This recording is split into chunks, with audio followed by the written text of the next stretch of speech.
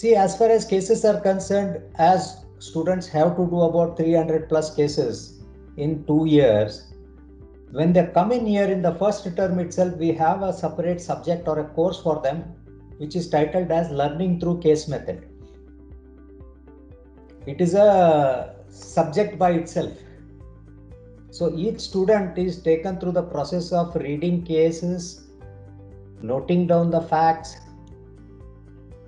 connecting the dots in the case, identifying the problems, coming up with different alternatives and evaluation of alternatives, then making recommendations. Because we know that the students have to go through some 300 plus cases, we induct them into this as a course. So it makes their journey very easy. See, let me tell you about application of these concepts. When our students do a project for the industry, now it is the industry which comes up with an issue or a problem that needs to be addressed. So we have to look at, what are the concepts and what are the skills that are required to execute that project. So it is possible that we may not get an opportunity to ensure that the students apply all the concepts they have studied through a project. The projects have their own scope, and basically the industry which gives us a project has certain issues in mind, and they want those issues to be addressed. That is where these cases come in, wherein I can choose a case which relates to a particular concept and give it to student. That is where these simulations also come in. Now take for example the simulation which I run, which is called as managing customers profitably, where the students have to take a decision on how much money are they going to spend on research for product development, how much money are they going to spend on advertising and sales promotion, what is the kind of discounts that they are going to give for a particular quarter,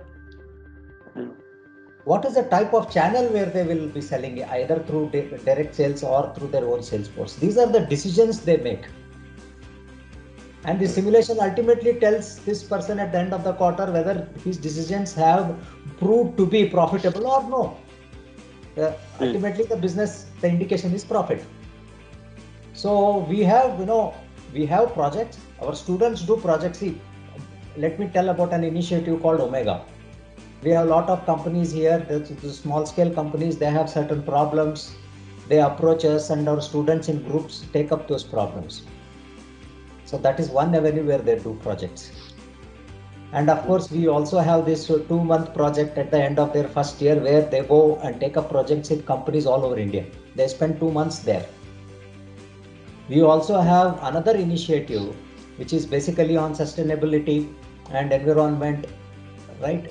And also basically on green marketing and other things called Seva, right?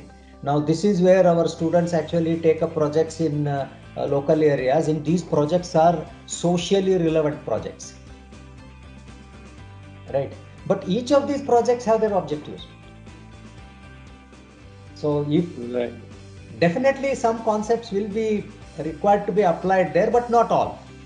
So if you look at cases, if you look at simulations, if you look at projects, if you look at labs, all collectively probably enable the students to apply all the concepts that I have studied.